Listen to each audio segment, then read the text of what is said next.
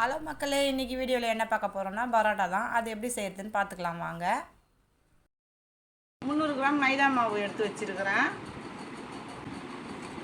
அதுக்கு அரை ஸ்பூன் உப்பு போட்டுக்கிறேன். நல்லா மிக்ஸ் பண்ணி விட்டுக்குங்க. 2 முட்டை நம்ம உடச்சி ஊற்றிக்கலாம். அதில்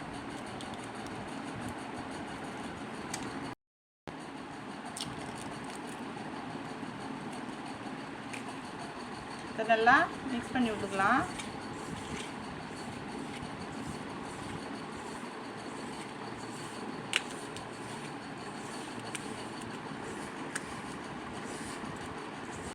கொஞ்சம் கொஞ்சமாக தண்ணி தெளித்து இந்த மாவை பிசைஞ்சிக்கலாம்.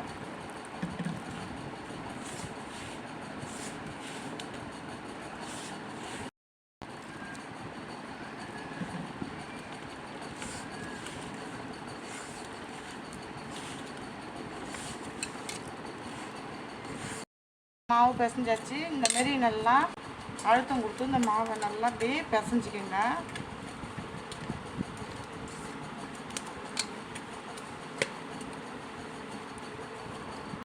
ஸ்பூன் எண்ணெய் ஊற்றிக்கிறேன் நான்.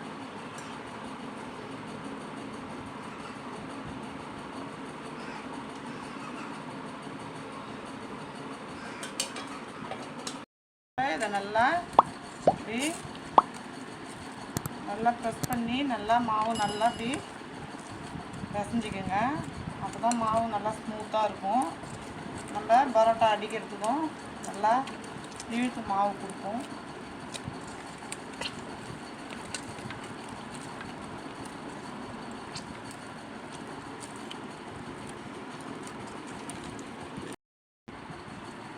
இப்போ மாவு பாருங்கள் எவ்வளோ ஸ்மூத்தாக இருக்குதுன்னு.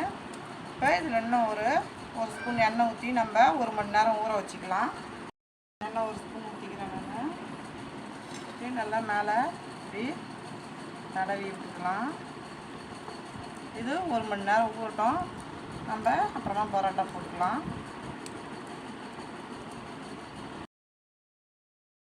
1 மணி நேரம் ஆயிடுச்சு. இங்கே பாருங்கள் மாவு எவ்வளோ சாஃப்டாக இருக்குது பாருங்கள். அப்படியே இப்போ சின்னதாக ஒரு உருண்டை எடுத்துக்கலாம். இங்கே பாருங்கள் எவ்வளோ இதுவாக இருக்குது பாருங்கள்.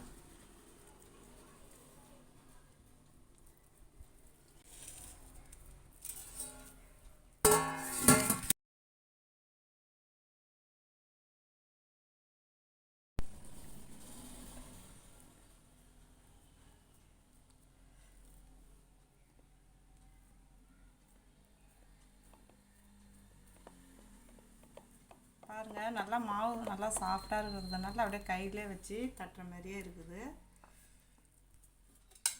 எண்ணெய் ஊற்றிக்கலாம். நல்லா இப்படி எல்லா இடத்துலையும் படுற மாதிரி தேய்ச்சி விட்டுட்டு இந்த இடத்துலையும் வச்சு விட்டுடலாம்.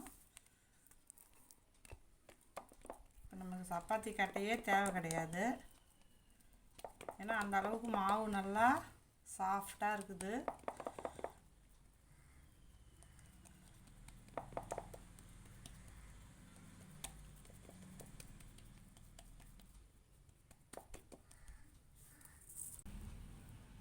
நம்ம இதை இப்படி அடிச்சிக்கலாம். நம்ம பொறுமையாக அடிங்க. இது மடங்கும்.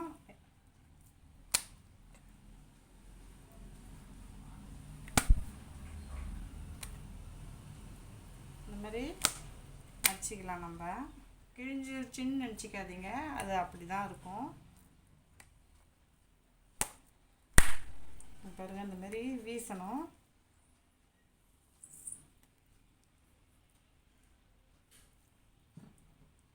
அவ்வளோதான். இப்போ இங்கே பாருங்கள் இந்த இதுவெல்லாம் அப்படியே மெல்லிஸாக இருக்குது. இது அப்படியே லைட்டாக அப்படி சுற்றிக்க வேண்டியது தான். இங்கே பாருங்கள் இந்த மாதிரி பண்ணி இப்போ நம்ம நெக்ஸ்ட்டு வேறு மாதிரி எப்படி போடலான்னு பார்க்க போகிறோம். நமக்கு அடிக்க முடியல அப்படி அது கஷ்டமாக இருந்ததுன்னா இந்த மெத்தட்லேயே நம்ம செஞ்சுக்கலாம்.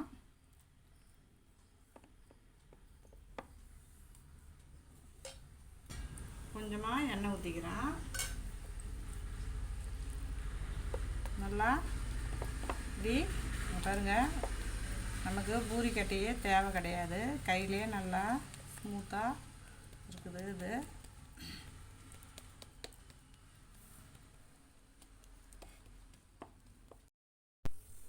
பாருங்கள், இந்த மாதிரி தீத்தியாச்சு. தீத்திட்டு இப்போ இந்த மாதிரி மெலிசாக ஒரு கோடு போட்டுக்கோங்க. எவ்வளோ மெலிசாக போட முடியுமோ அந்த மாதிரி போட்டுக்கோங்க.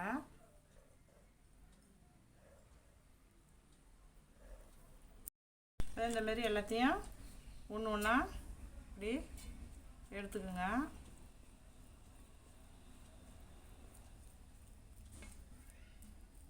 நமக்கு அடித்து இது பண்ணுற மாதிரி லேயராக இந்த பரோட்டாவும் கிடைக்கும் நம்ம இந்த மாதிரி செஞ்சாலும். பாருங்கள், இந்த மாதிரி வச்சு சுற்றி அவ்வளோதான்.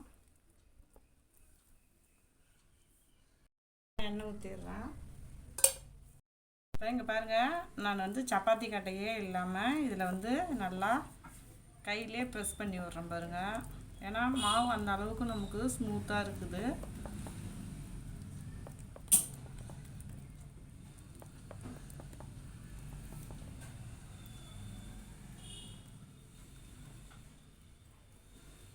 இந்த அளவுக்கு நம்ம தட்டி விட்டால் போதும். நம்ம இப்போ பரோட்டாவை போட்டு எடுத்துடலாம். இப்போ கொஞ்சமாக எண்ணெய் ஊற்றிக்கிறோம். தோசைக்கல்லில் போட்டுக்கலாம். பாருங்கள், இப்போ திருப்பி போட்டுக்கலாம்.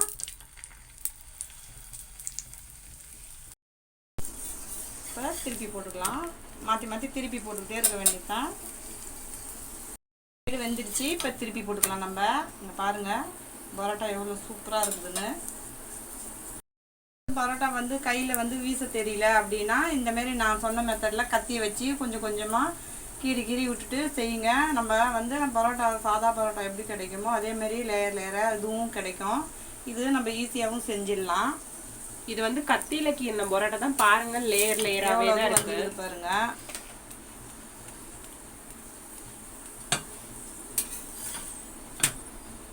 கண்டிப்பாக நீங்களும் இதே மாதிரி பரோட்டா செஞ்சு பார்த்துட்டு எப்படி வந்திருக்குன்னு கமெண்டில் சொல்லுங்கள். நம்மளுடைய பரோட்டா சூப்பராக வெந்துடுச்சு. இதை வந்து பாருங்கள் எவ்வளோ சூப்பராக இருக்குதுன்னு. இப்போ இதை தட்டிக்கலாம். நம்ம இங்கே பாருங்கள் எவ்வளோ ஸ்மூத்தாக இருக்குதுன்னு பரோட்டா. பாருங்கள், இதேமாரி போட்டுக்கலாம். கொஞ்சமாக எண்ணெயை ஊற்றிக்கிறேன் நான். இது வந்து நம்ம லைட்டாக வீசி போட்ட பரோட்டா. இதுவும் அதேமாரி போட்டு எடுத்துக்கலாம். நம்ம எப்படி வந்திருக்குன்னு நான் ஃபைனலாக காட்டுறேன் வெந்த பிறகு. ஸோ இதுவும் வெந்துடுச்சு. இதை ஒரு பிளேட்டுக்கு மாற்றிக்கிறேன் நான். இந்த பரோட்டா நம்ம வந்து வீசின பரோட்டா. இங்கே பாருங்கள் எவ்வளோ சூப்பராக இருக்குதுன்னு சொல்லிட்டு. இது வந்து நம்ம கத்தியில் வந்து லேயராக வந்து பிரித்து இது பண்ணது. நான் வந்து இன்றைக்கி எங்கள் வீட்டில் மட்டன் குழம்பு செஞ்சதுனால பரோட்டாவுக்கு வந்து நான் வந்து மட்டன் குழம்பு வச்சுருக்கிறேன். நீங்கள் குருமா வேணாலும் செஞ்சு சாப்பிட்டுக்கோங்க. இந்த வீடியோ பிடிச்சிருந்துன்னா லைக் பண்ணுங்கள், ஷேர் பண்ணுங்கள், கமெண்ட் பண்ணுங்கள். மறக்காமல் நம்ம சேனலை சப்ஸ்கிரைப் பண்ணிவிட்டு பக்கத்தில் இருக்க பெல் ஐக்கான் கிளிக் பண்ணி ஆல்னு கொடுத்துருங்க. தேங்க்ஸ் ஃபார் வாட்சிங். பாய்.